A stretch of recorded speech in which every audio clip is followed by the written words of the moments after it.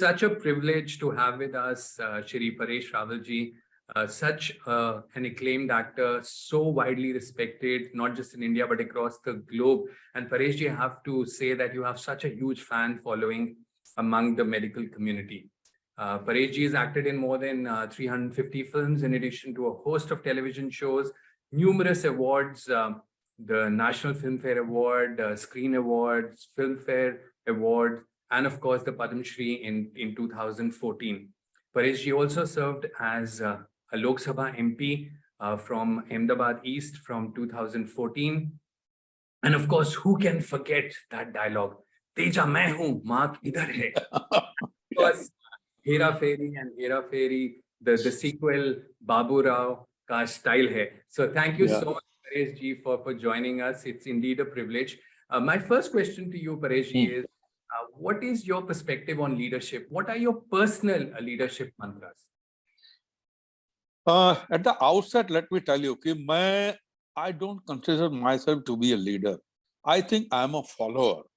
और ये बात जब मैंने अमिताभ बच्चन साहब के मुंह से सुनी थी तो मुझे बहुत अच्छा लगा था कि चलो मैं बोल नहीं पाता वो बोल पाते तो कम से कम I can openly say this की I am a follower. But मेरे हिसाब से जैसे फिल्म के अंदर एक अच्छा बैकग्राउंड म्यूजिक होता है, वो ऐसा बैकग्राउंड म्यूजिक होता है जो आपको कभी याद न रहे, वो एक रस हो जाए, समरस हो जाए फिल्म की थीम के साथ, फिल्म के सीन के साथ.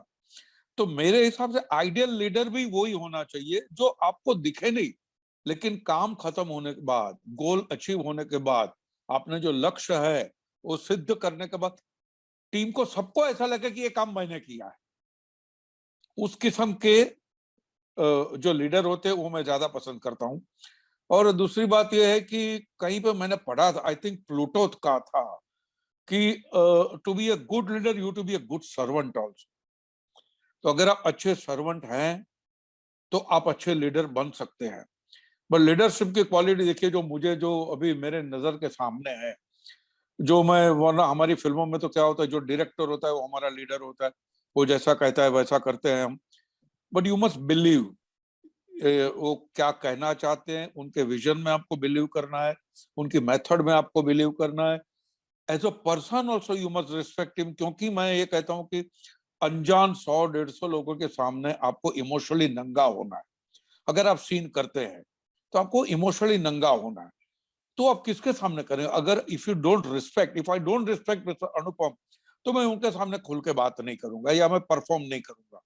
तो जो लीडर होना चाहिए उसके अंदर आपको रिस्पेक्ट होना चाहिए, उसके अंदर श्रद्धा होनी चाहिए, तो काम हो जाता है, आसान हो जाता है. एंड दूसरी बात यह है कि जो एक्टिंग में प्रिंसिपल है, character is not what he says, character is what he does. तो जो लीडर होता है वो सिर्फ अगर लिप सर्विस दे रहे हैं और काम नहीं कर रहे, not leading from the front और लीडिंग बाय एन एग्जांपल, तो वो लीडर फिर ज्यादा दिन काम करते नहीं, वो चलते भी नहीं है. मेरे हिसाब से, मेरी नजरों में अभी जो मुझे लग रहा है, जो मैं पॉलिटिक्स में उसके बाद की बात कर रहा हूँ, नरेंद्र मोदी साहब की वो इंस्पायर करते हैं आपको और आप में विश्वास करते हैं, आपकी एबिलिटी में विश्वास करते हैं. और अच्छा लीडर वो होता है जो फॉलोअर पैदा नहीं करता, जो अच्छे लीडर पैदा करता है.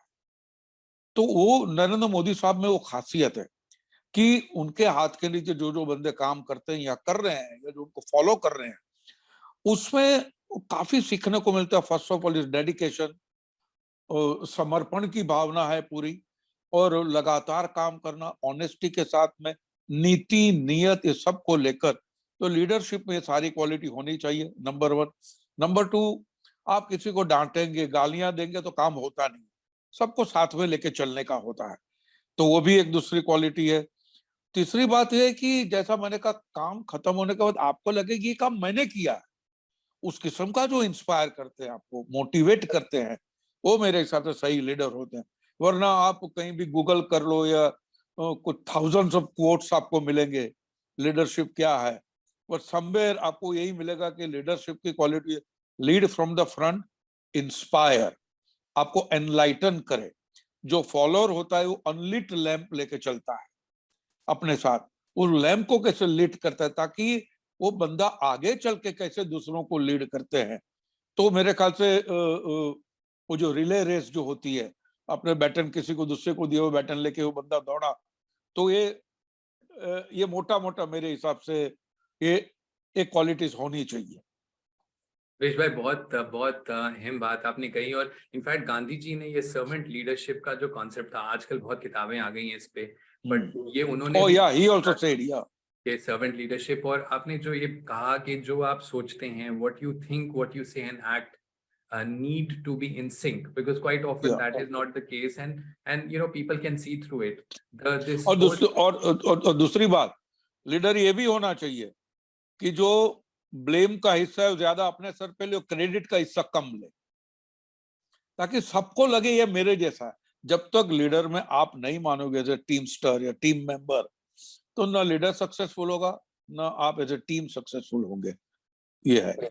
और ये हम डॉक्टर्स के लिए बहुत इंपॉर्टेंट बात है, बिकॉज जब हम हमारे डॉक्टर्स ग्रेजुएट करते हैं तो लीडरशिप तो पढ़ाई जाती नहीं है एमबीबीएस में, और जैसे ही वो अपना पहले दिन एज एन इंटर्न जाते हैं तो नर्स उनको एक लीडर देखती है, हाउसकीपिंग का लड़का उनको लीडर की तरह देखता है, टेक्नीशियन उनको लीडर की तरह देखता है। और आपने ये जो बात कही कि और पेशेंट भगवान की तरह देखते हैं उनको। तो वो जो टीम है उन्हें ऐसा लगना चाहिए कि हम उनको फॉलो नहीं कर रहे हैं, हम भी एक लीडर बनेंगे। वो इस लीडर में ये क्वालिटी है, और सबको एक साथ लेके चलना, और अपनी इंपॉर्टेंस को कम दिखाना, और ऐसा लगना कि सबने मिलके किया। आई थिंक ये बहुत बहुत इम्पोर्टेंट बात आपने कही है। Thank you so much for that. So Paresh ji, आपने इतने टेलीविजन शो किए, इतनी आपने फिल्म्स करी, and as a politician, as an elected member, तो कई बार फिल्म चलती है, कई बार नहीं चलती है, कई बार आपके रोल को सराहा गया, कई बार लोगों ने बोला नहीं, उनका तो ट्रैक रिकॉर्ड इतना इंप्रेसिव है कि वो ऐसे कर सकते थे। जैसे इंडिया में होता है, क्रिकेट के बारे में हर आदमी को इतनी नॉलेज है, वो बताता है कि सचिन को ऐसे बैट करना चाहिए, विराट को ऐसे। उसी तरीके से फिल्म भी हमारे लिए बहुत इंपॉर्टेंट है, हमारी डे टू डे में। तो नहीं, ये रोल को ऐसे क्यों नहीं उन्होंने प्रदर्शित किया, ऐसे क्यों नहीं एक्ट किया। कई बार क्रिटिक्स जो हैं, खासकर फिल्म क्रिटिक्स जो हैं, वो कई बार बहुत हार्श होते हैं। पॉलिटिक्स में कई बार ऐसे होता है कि जो विपक्ष में है वो बहुत क्रिटिसाइज करते हैं। तो ये क्रिटिसिज्म को हैंडल करना एक बहुत मुश्किल काम है। बहुत सारे लोग जो हैं, जब कोई क्रिटिसाइज करता है तो वो शेल में चले जाते हैं या अग्रेसिव हो जाते हैं। तो ये क्रिटिसिज्म को कैसे डील करना चाहिए, और आप पर्सनली कैसे डील करते हैं क्रिटिसिज्म को, और आपकी क्या एडवाइस है? मैं दो बात कहना चाहूंगा क्रिटिक्स को लेकर। आप किसी भी बच्चे को पूछेंगे बच्चा बड़ा होके क्या बनना है, तो कहेगा भैया मुझे डॉक्टर बनना है, या इंजीनियर बनना है, या अच्छा कारपेंटर बनना है, या आर्किटेक्ट बनना है। कोई ये नहीं कहेगा मुझे क्रिटिक बनना है। वो इतना भद्दा पेशा है। क्योंकि दूसरा एक मैंने कहीं पे पढ़ा था कि क्रिटिक्स वो होते हैं जो ऊपर बैठे बैठे लड़ाई देखते हैं और नीचे उतर के जो सर्वाइवर होते हैं उनको मार डालते हैं। क्रिटिक का काम ये है। इतना इतना एप्टली रखी गई ये बात।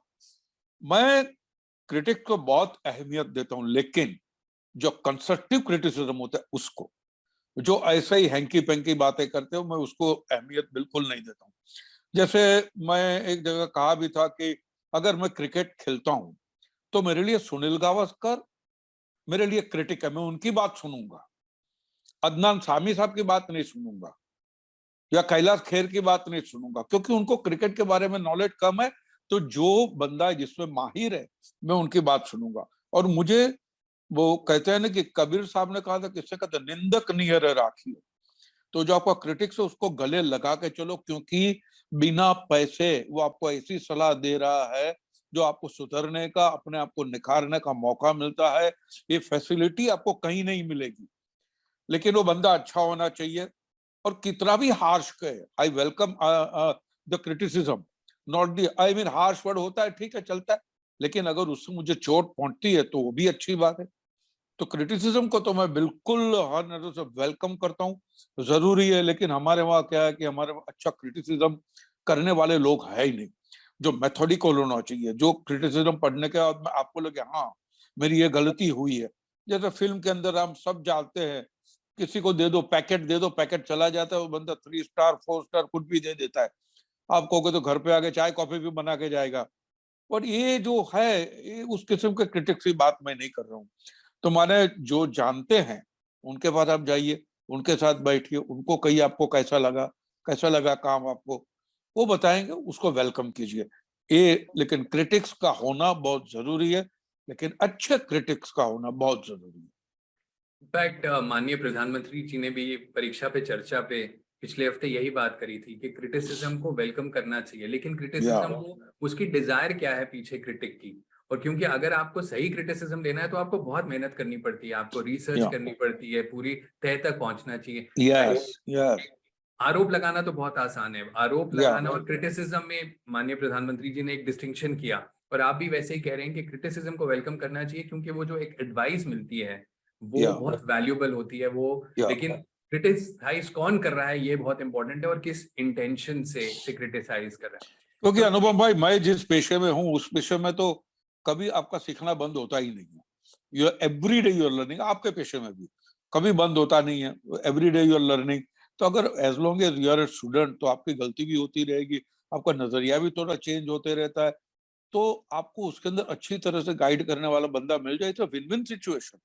इसलिए मैं कहता हूँ कि क्रिटिक्स को तो गले लगा के रखना चाहिए।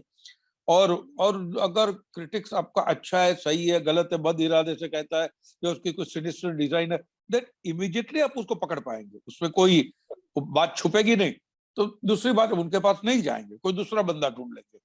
लेकिन मैं डरता हूं तारीफ से। मुझे क्रिटिसाइज करो, लेकिन अच्छी तरह से क्रिटिसाइज करो। तारीफ मुझे कुछ मेरा भला नहीं करेगी, क्रिटिसिज्म मेरा भला करेगा। तो मैं वेलकम करता हूँ। ये बहुत बहुत इंपॉर्टेंट एडवाइस आपने दी कि वेलकम क्रिटिसिज्म। और एक जो आपने बात कही that you have to be a lifelong learner, ये मेडिसिन में बहुत इंपॉर्टेंट है, क्योंकि अगर आप देखें जिस हिसाब से साइंस, मेडिकल साइंस प्रगति कर रही है, नई टेक्नोलॉजी आ रही है, नई मेडिकेशन आ रही है, नई डिजीज का डायग्नोसिस हो रहा है, लगभग 40 पेपर हर घंटे पब्लिश होते हैं, पब्लिश लिटरेचर में, पीयर रिव्यूड। तो मतलब उस तरह की नॉलेज को अपने आप को अब्रेस्ट रखना बहुत मुश्किल है। और अगर कोई ये समझे कि नहीं अब मैं 50 साल का हो गया हूँ, मैं 20 साल से ये प्रोसीजर कर रहा हूँ, मैं बेस्ट हूँ, तो वो एक गलती है, क्योंकि अगले 5 साल में एक नई टेक्नोलॉजी आएगी और वो बताएगी कि पेशेंट के लिए क्या बेटर है। तो to be a lifelong learner is very important. वो आपने बताया आपके प्रोफेशन में इंपॉर्टेंट है, वो आई थिंक हमारे प्रोफेशन में बहुत इंपॉर्टेंट है। I think that is very solid advice for our young doctors, and you know we have more than 90,000 MBBS doctors, MBBS students who actually qualify every year. India produces the largest number of doctors. So आपने जो ये advice the on leadership, on handling criticism, I think will be most valuable. Thank you so much for sharing your time. Thank you. I wish you all the best. Thank you.